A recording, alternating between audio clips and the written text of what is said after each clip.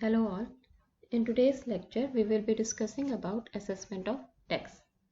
Last lecture में हमने self assessment, provisional of assessment and scrutiny of returns के बारे में बात की थी.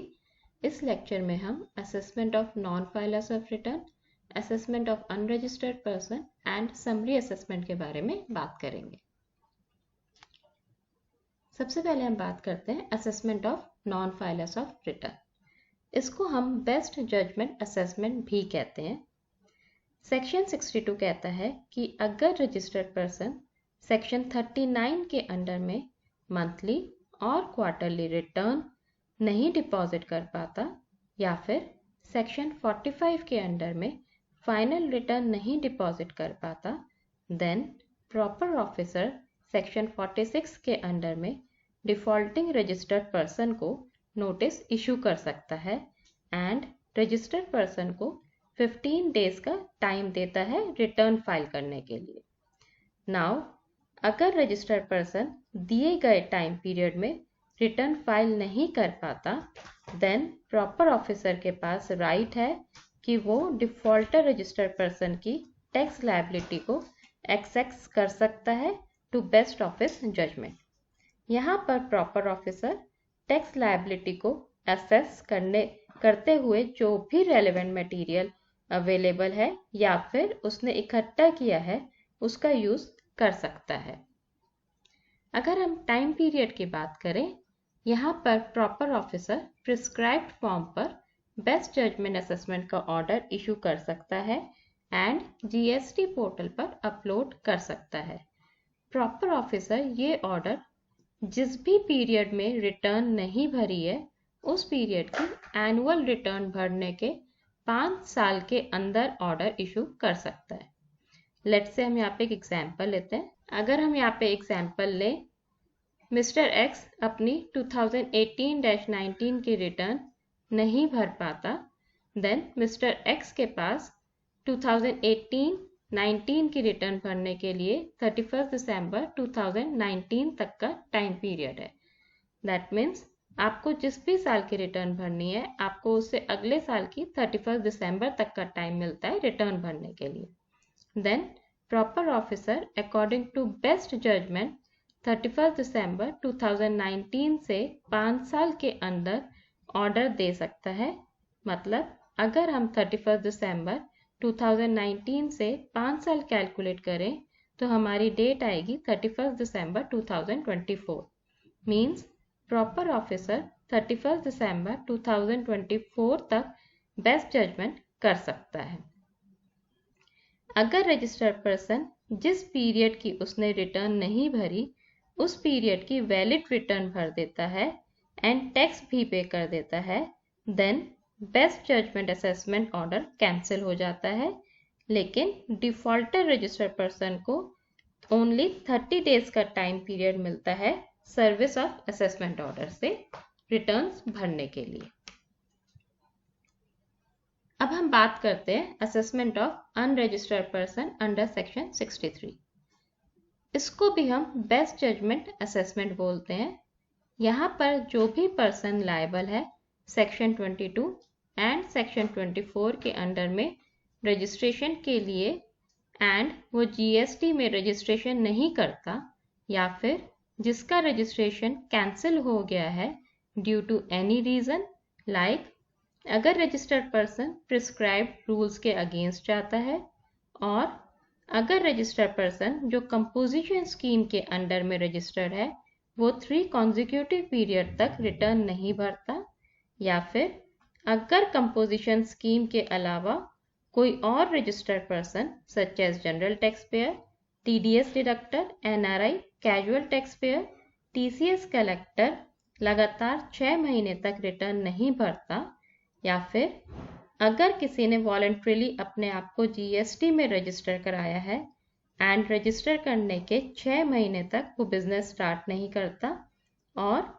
अगर रजिस्ट्रेशन फ्रॉड या मिस रिप्रेजेंटेशन की हेल्प से लिया गया है, then proper officer best judgement के अकॉर्डिंग असेस कर सकता है. लेकिन अगर ये सब अनरजिस्टर्ड पर्सन और जिनका रजिस्ट्रेशन कैंसिल हुआ है टैक्स देने के लिए लायबल हैं, देन प्रॉपर ऑफिसर के पास राइट है to assess tax liability of such unregistered person to best of his judgement. Proper officer जिस पीरियड की रिटर्न नहीं फिल होती उस पीरियड की बेस्ट जजमेंट असेस कर सकता है। यहाँ पर बेस्ट जजमेंट करने से पहले प्रॉपर ऑफिसर एक नोटिस इशू करता है जिसमें वो बताएगा कि वो बेस्ट जजमेंट क्यों कर रहा है। नोटिस में 15 दिन का टाइम पीरियड मिलेगा रजिस्टर्ड सप्लायर को। अगर रजिस्टर्ड सप्लायर 15 दिन में रिप्लाई कर देता है then it's okay, otherwise proper officer order pass कर देगा एंड वो ऑर्डर इलेक्ट्रॉनिकली भी जीएसटी पोर्टल पर अपलोड हो जाएगा। लेकिन प्रॉपर ऑफिसर कोई भी ऑर्डर रजिस्टर्ड पर्सन को बिना चांस दिए नहीं पास करेगा। That means registered person will be given an opportunity of being heard. अगर हम यहाँ पे भी टाइम लिमिट की बात करें देन प्रॉपर ऑफिसर के पास 5 साल है due date of filing the return से ऑर्डर पास करने के लिए जिस साल में रजिस्टर्ड पर्सन ने टैक्स नहीं दिया। यहाँ पर एक एग्जाम्पल लेते हैं। सपोज मिस्टर ए की टर्नओवर 40 लाख को ईयर 18-19 में क्रॉस कर जाती है। इसका मतलब 18-19 में ही is liable to get himself registered under GST as per section 22। So उसका 1920 की रिटर्न फाइल करने के लिए 31 दिसंबर 2020 तक का टाइम मिलेगा। अगर वो 1920 का टैक्स नहीं देता गवर्नमेंट को या फिर फाइल नहीं करता then as per best judgement assessment rule proper officer 31 दिसंबर 2025 को या उससे पहले बेस्ट जजमेंट के अकॉर्डिंग असेस कर सकता है। अब हम बात करते हैं समरी असेसमेंट की सेक्शन 64। सो पहला पॉइंट आता है समरी असेसमेंट में, when can summary assessment be made. Government के रेवेन्यू जनरेशन के लिए समरी असेसमेंट किया जाता है, लेकिन समरी असेसमेंट करने से पहले एडिशनल कमिश्नर और जॉइंट कमिश्नर की परमिशन लेनी पड़ती है।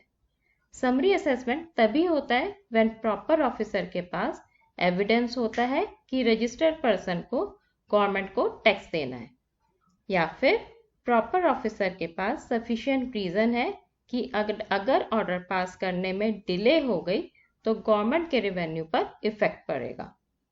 अगर ये दोनों कंडीशन फुलफिल होती हैं तो प्रॉपर ऑफिसर समरी असेसमेंट कर सकता है और उसे प्रिस्क्राइब्ड फॉर्म पर इलेक्ट्रॉनिकली अपलोड भी कर सकता है। नेक्स्ट हम बात करते हैं withdrawal of assessment order. Additional commissioner या जॉइंट कमिश्नर के पास समरी असेसमेंट को विड्रॉ करने का राइट है। Let's see the conditions when summary assessment can be withdrawn. अगर टैक्सेबल पर्सन को लगता है कि समरी असेसमेंट एक मिस्टेक है तो वो ऑर्डर के मिलने के 30 डेज के अंदर विड्रॉल की एप्लीकेशन फिल कर सकता है। देन समरी असेसमेंट विड्रॉल हो सकती है, लेकिन वैलिड रीजन उसे देना पड़ेगा।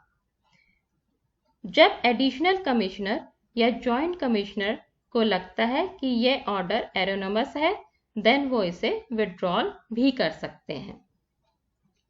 नेक्स्ट हम बात करते हैं डीम्ड टैक्सेबल पर्सन की। यहाँ पर आपको एक बात ध्यान रखनी है कि अगर टैक्सेबल पर्सन जिसको गवर्नमेंट को टैक्स देना है अगर उसका कोई पता नहीं है, उसके बारे में आप कुछ नहीं जानते, देन जिसके पास भी वो गुड्स होंगे वो टैक्सेबल पर्सन माना जाएगा। That means deem to be taxable person and उसे गवर्नमेंट को टैक्स देना पड़ेगा। हम यहाँ पे एक एग्जाम्पल की बात करते हैं। लेट्स से मिस्टर एक्स के गुड्स जो वर्थ ₹10,000 है मिस्टर वाई के गोडाउन में रखे हुए हैं। मिस्टर एक्स कहाँ है किसी को नहीं पता। Then in this case Mr. Y will be deemed to be taxable person and he will be assessed to tax. So that means अगर हम overall GST की बात करें, pay your taxes on time, keep your papers in order, it will help you prevent assessment from tax authorities and penalties. With this, we comes to an end of today's lecture. For further reference, please refer the book Introduction to GST. Thank you.